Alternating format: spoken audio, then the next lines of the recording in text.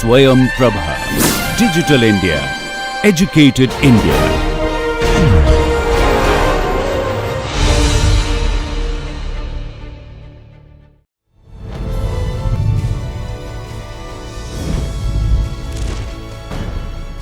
Yoga Karmasu Kaushalam.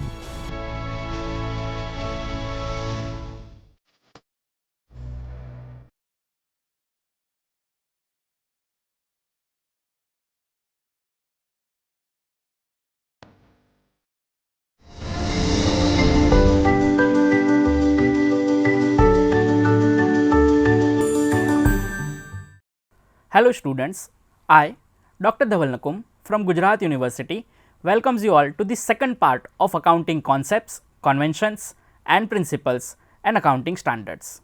We have covered the background and discussed the entity concept of Unit 1C. In this part 2 of accounting concepts, conventions and principles, we will discuss the remaining concepts, conventions and principles. In the previous module, we have discussed the entity concept. Now, we will commence with the money measurement concept. Money measurement concept. In the absence of money as a form of exchange, business transactions were conducted through the barter system. Measuring the precise exchange value between two products or between a product and a service was very difficult and sometimes resulted in a loss for one party. Over time, different systems were developed to facilitate business transactions more comfortably. As part of this system, the Contract Act and accounting principles do not allow business transactions with oneself. For example, you cannot sell your products or services to yourself. A business transaction is defined as a financial transaction between two or more parties that involves the exchange of goods, money or services. To engage in a business transaction, the exchange must be measurable in monetary value, so it can be recorded for accounting purposes. One of the important features of a business transaction is that it must be measurable in monetary terms. As per this concept, only those transactions that can be measured in terms of money are recorded. Since money is the medium of exchange and the standard of economic value, this concept requires that only those transactions capable of being measured in terms of money be recorded in the books of accounts. This exchange has legal status and is therefore acceptable across the world. Each country has its own currency and all domestic transactions are conducted in the local currency only. This currency is exchanged for products or services availed for other parties. All business transactions must have monetary consideration for the provided product or service. Transactions that affect the results of the business materially but are not convertible into the monetary terms are not recorded.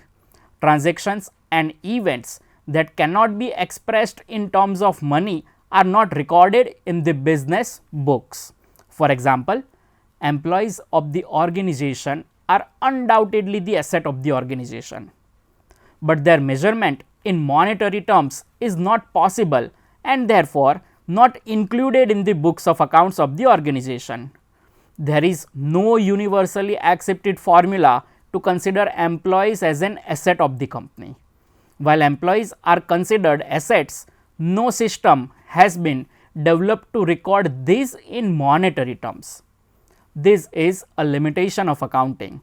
Several methods for human resource accounting have been developed, but an acceptable system has not yet been established. The measuring unit for money is taken as the currency of the ruling country, that is, the ruling currency of a country provides a common denomination for the value of material objects. The monetary unit, though an elastic yardstick, remains an indispensable tool of accounting.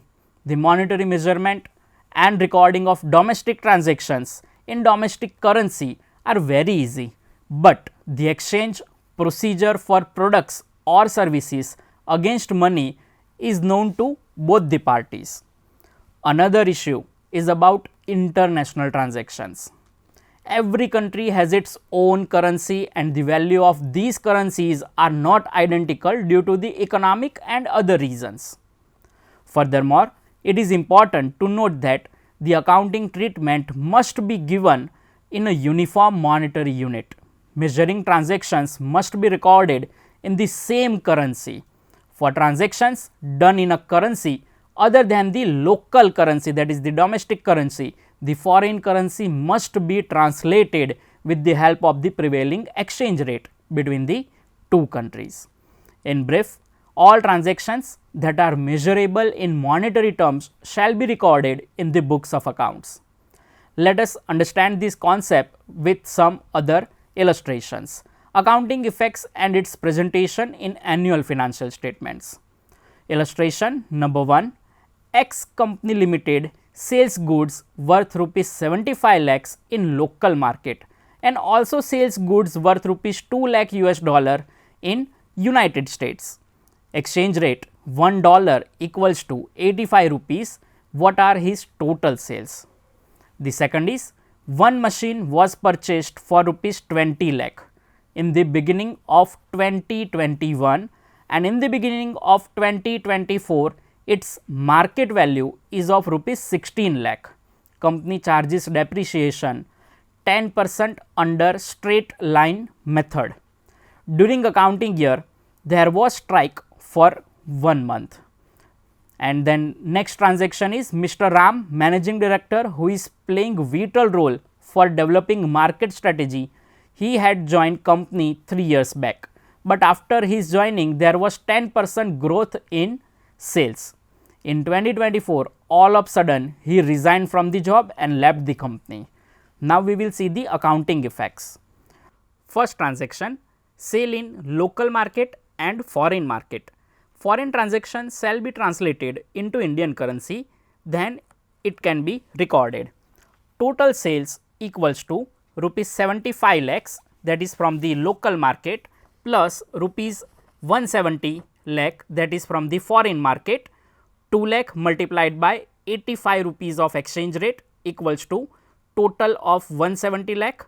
So, total sales is 75 plus 170 makes 245 lakhs. It is assumed that it is a cash transaction. Now, the journal entry is bank account debited to the sales account 245 lakh.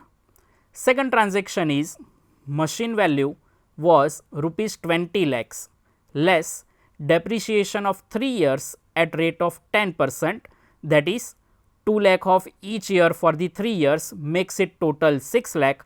So, 20 lakh of machine value minus 6 lakh of depreciation, we get 14 lakhs, but the market value is rupees 16 lakh, which is not permissible to disclose in the books.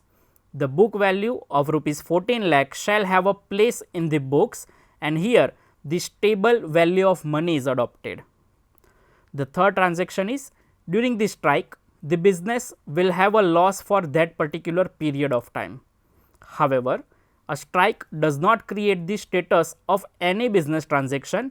Neither the rule of the real account, personal account nor the nominal account is applicable. Thus, it is not measurable in terms of money.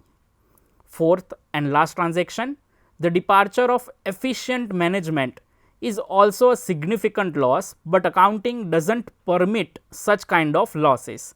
Neither the rule of the real account, personal account or nominal account is applicable. Thus, it is not measurable in terms of money. Fourth and last transaction, the departure of efficient management is also a significant loss, but accounting does not permit such kind of losses. Neither the rule of the real account, personal account or nominal account is applicable. Thus, it is not measurable in terms of money. Now, we will see the presentation in annual financial statements. The first transaction, total sales shall appear in income statement and cash will increase by the same amount. For the second transaction, no accounting entry will be made in the books of account. So, there will not be any presentation, and same is the case for the third transaction. no accounting entry, no presentation. Fourth, again no accounting entry and no presentation. Here entity and money measurement are viewed as the basic concepts on which other procedural concepts hinge. Now we will see the second concept, that is periodicity concept. Human beings are always optimistic when doing good things. This optimism extends to their own lives, believing they will live for 70-80 years or more. Likewise, when an entrepreneur starts a business, they expect it to continue for generations. Many businesses indeed have been running for 4 to 5 generations. While human lifespan is determined by the nature, the life of a business is not determined by the nature. Business operates on the assumption that they will continue indefinitely. This is also referred to as the concept of definite accounting period. According to the going concern concept, an indefinite life of the entity is assumed. For both profit making and non-profit organizations, measuring profitability and economic status at specific or acceptable intervals is inevitable. For a business entity, it is impractical to measure performance only at the end of its life. For example, Tata Steel Company was established on 25th August 1907 in Jamshedpur. It is not practical to measure its performance and financial position only at the end of its life. Therefore, a small but workable fraction of time is chosen out of the infinite life cycle of the business entity for measuring performance and assessing financial position. Generally, a 1-year period is used for performance measurement and appraisal of financial position. However, it may also be the 6th month, 9 months or 15 months in some special cases. According to this concept, accounts should be prepared after every period, not just at the end of entity's life. Usually, this period is 1 calendar year. In India, the financial year runs from 1st April to the 31st March of the following year. This periodicity concept is also known as the accounting period. These figures explain that Tata Steel prepared its first annual accounts in 1907 and in 2024 it will prepare its 117th annual accounts. The period from 1907 to the 2024 illustrates the going concern concept, indicating that the business is expected to continue indefinitely. However, the preparation of annual accounts every year from 1907 to 2024 exemplifies the periodicity concept. Thus, for performance appraisal, it is not necessary to look into the revenue and expenses of an unduly long time frame. In accounting, there is another concept called the accrual concept, and the applicability of the accrual concept is possible in the presence of the periodicity concept only.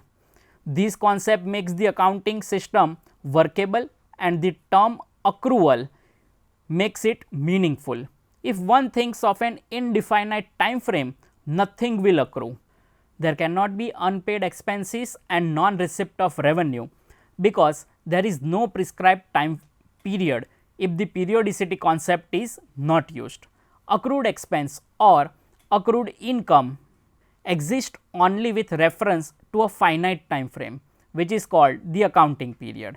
The periodicity concept provides certain benefits to accounting professions, which are following: the number 1, comparison of financial statements of different periods can be undertaken.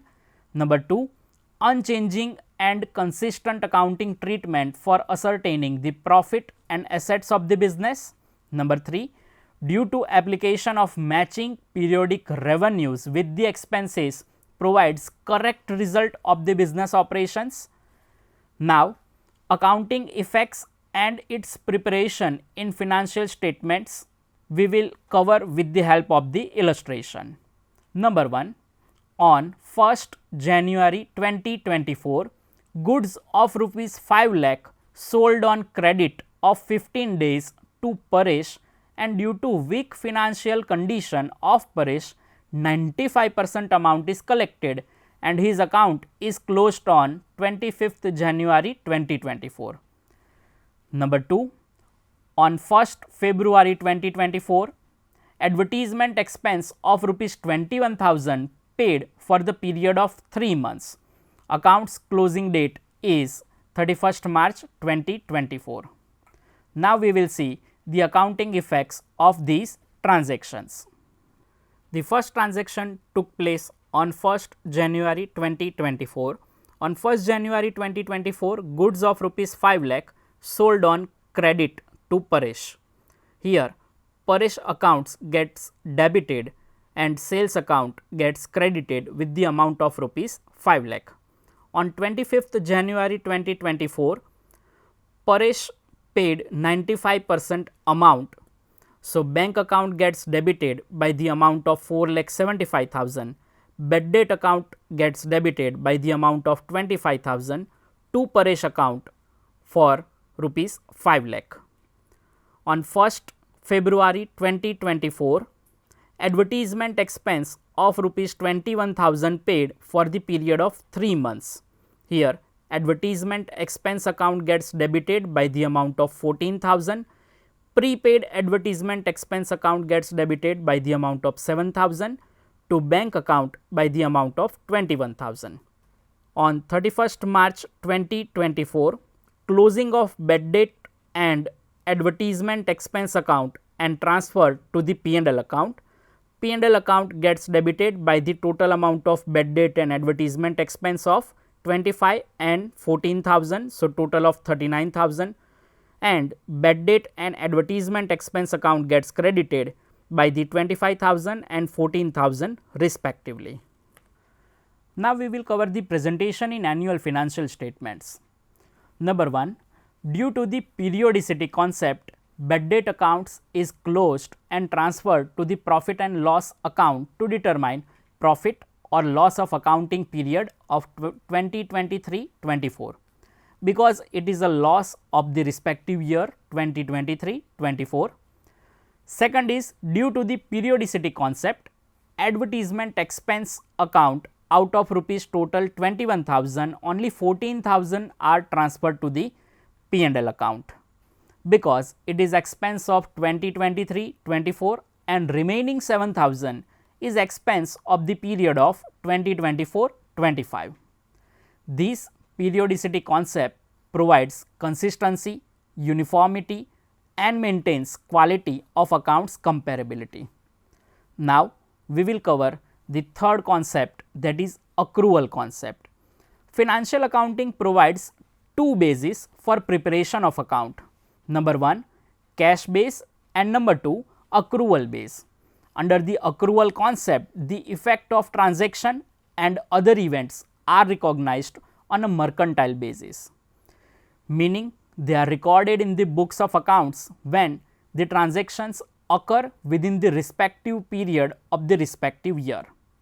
Here, the occurrence of the transaction or the exchange of transactions does not necessarily have to be in cash or cash equivalent.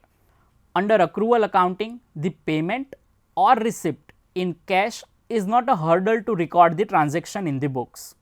The time period and accounting period are important, and the matching concept is crucial. For example, if accounts are being prepared for the accounting period from 1st April 2023 to the 31st March 2024, all transactions pertaining to this period are recorded, whether the expenses of the current year are paid in cash or not, and whether the incomes of the current year are received in cash or not.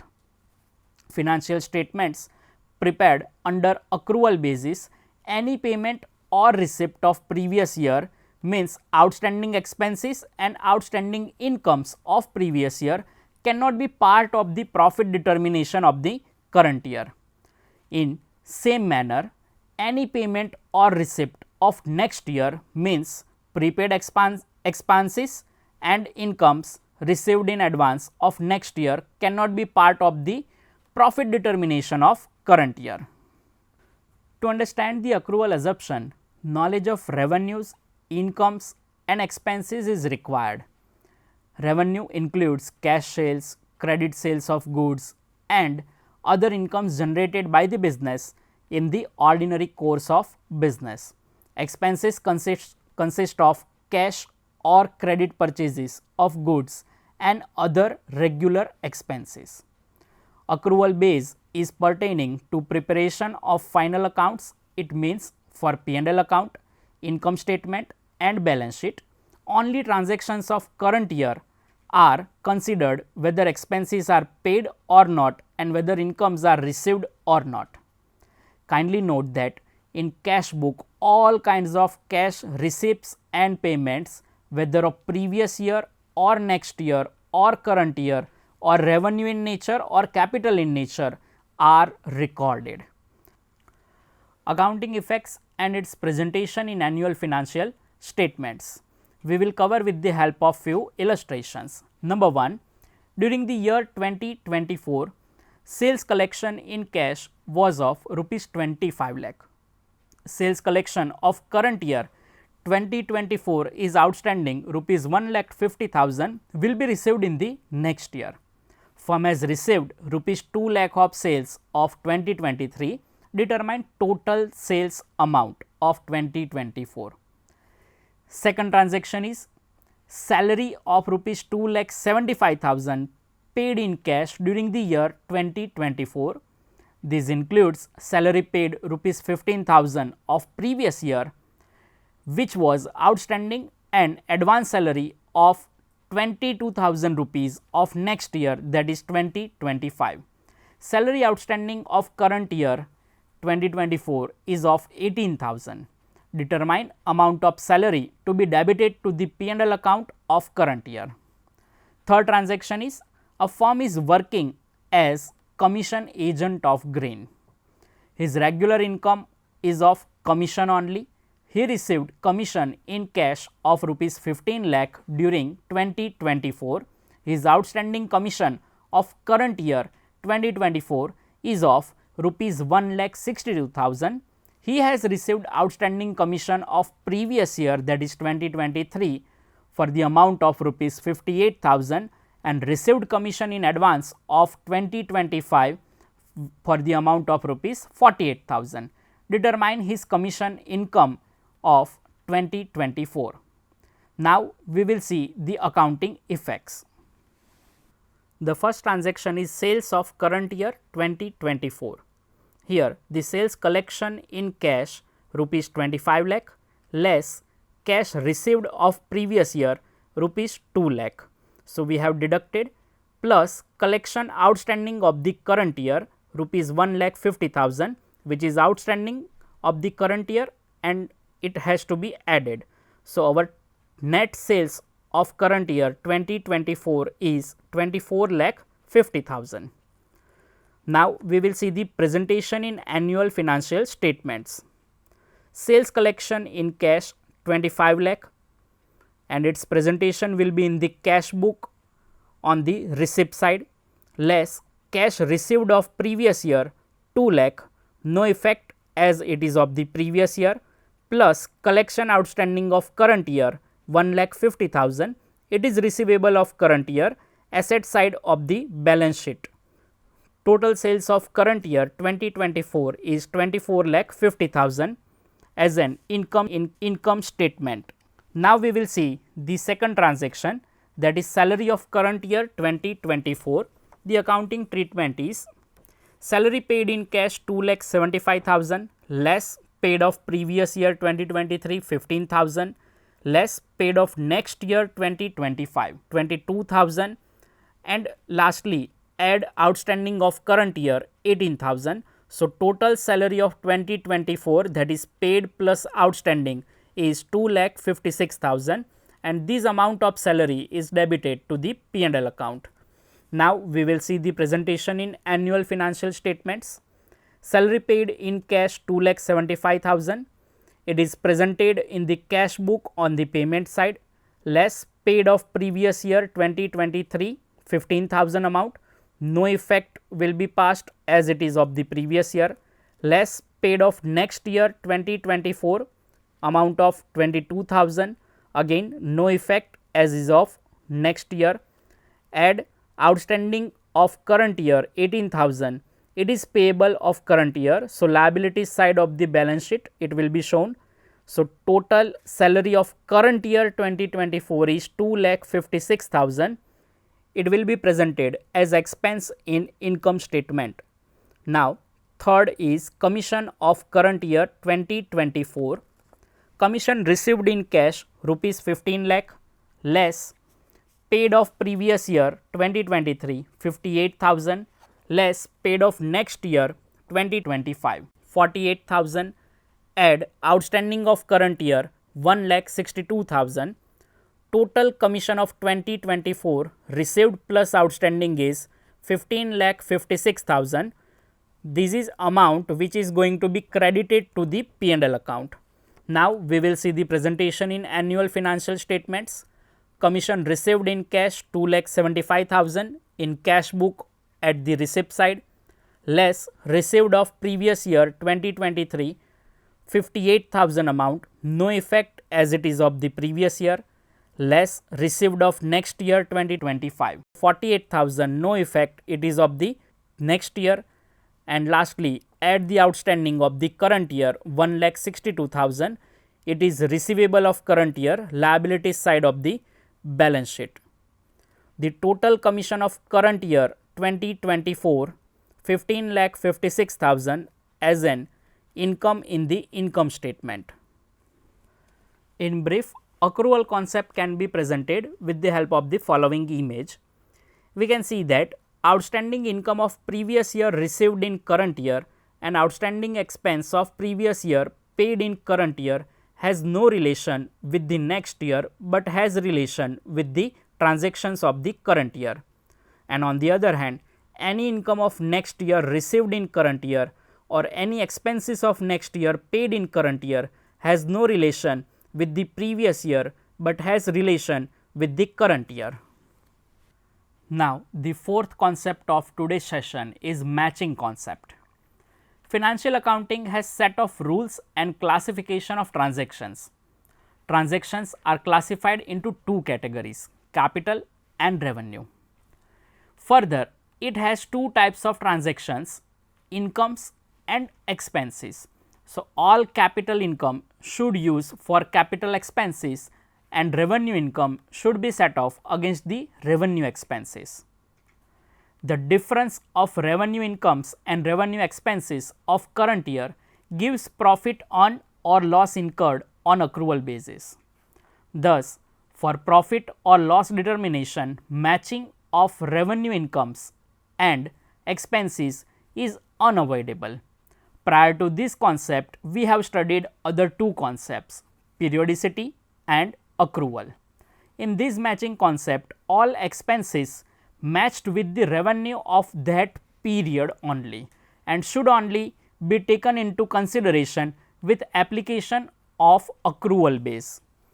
In the financial statements of the organization, any revenue is recognized, then expenses related to earn that revenue should also be recognized. This concept is based on accrual concept as it considers the occurrence of expenses and income.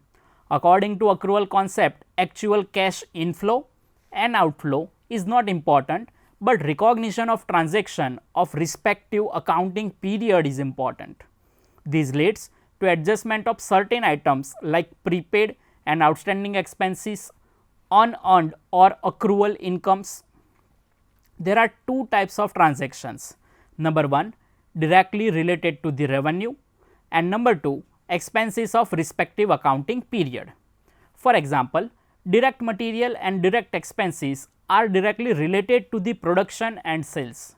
It means where 100% production is sold, but rent, salaries, etc. are recorded on accrual basis for a particular accounting period. In other words, periodicity concept has also been followed while applying matching concept. When sales are made in respective accounting period, whatever revenue expenses are incurred for these sales, whether paid in cash or not, are to be considered, and difference will be earning of that respective accounting period. The explanation of matching concept with inclusion of periodicity concept and accrual concept makes more understandable. Let us see it with the example. Accounting effects and its presentation in annual financial statements with the help of illustration.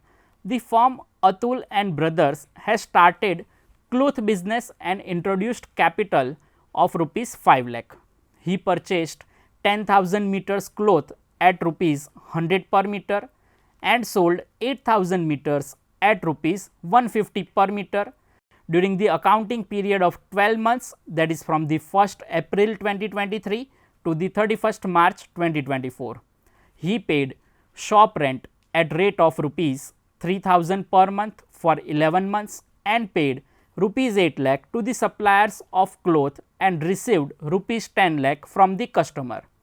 Now, we will see the accounting effects of these transactions. Let us see how the accrual and periodicity concept operate. Periodicity concept fixes up the time frame for which the performance is to be measured in financial position is to be appraised.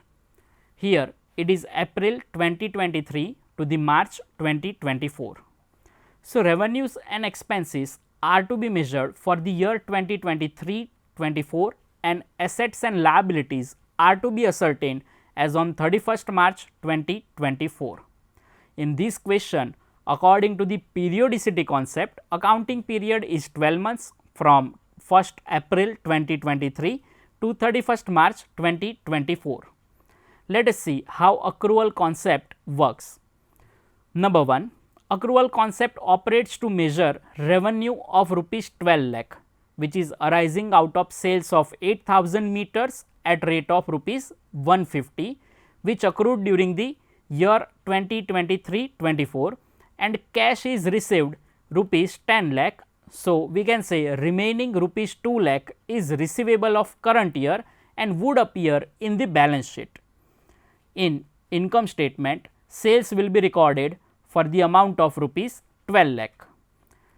Number 2, shop rent for 12 months is an expense item amounting to rupees 36,000, that is 3,000 per month for 12 months, and cash is paid rupees 33,000 only. But rent expense will be taken rupees 36,000, that is 33,000 paid plus outstanding of rupees 3,000 and recorded in income statement. Because accounting period is of 12 months, so rupees 3,000 would appear in the balance sheet as liabilities. Number 3, purchase of cloth is 10,000 meters at rupees 100. Thus, purchase is of rupees 10 lakh, but payment is made of rupees 8 lakh only. So, remaining is liability of current year rupees 2 lakh and purchase will be of rupees 10 lakh.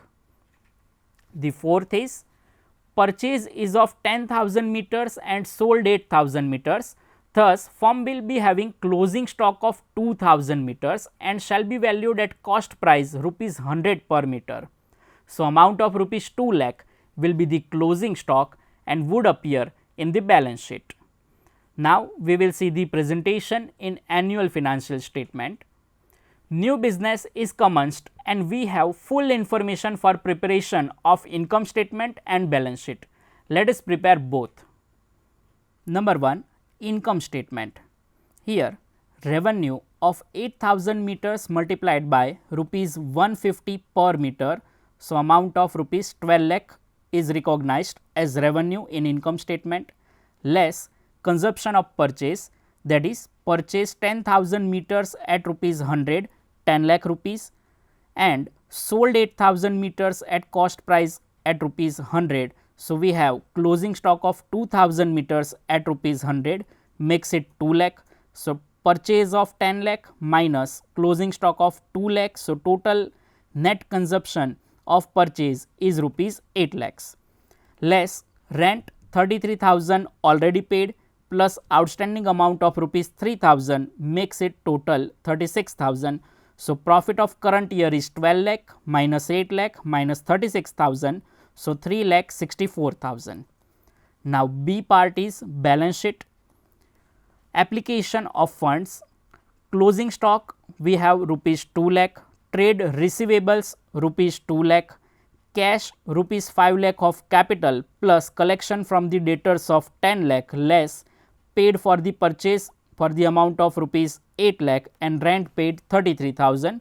So, in total we have net cash available on hand is 6 lakh 67,000. So, total of application of funds is 10 lakh 67,000. Now, on the sources of fund size, trade payables rupees 2 lakh, expense payable 3,000 and capital of 5 lakh plus profit of 3 lakh 64,000, total 8 lakh 64,000. We have total sources of funds same as application of funds rupees 10 lakh 67,000. Thus, accrual, matching and periodicity concept works together for income measurement and recognition of assets and liabilities. We are studying about accounting concepts, conventions and principles, and we have discussed about entity concept in last session, money measurement concept, periodicity concept, accrual concept and matching concept in this particular session. We will be continued with the same topic to study the remaining concept in the next part 3, the dual aspect concept and conservatism, consistency and materiality. Thank you students for watching this session. I hope you have liked this session and we will meet soon for the remaining discussion. Thank you.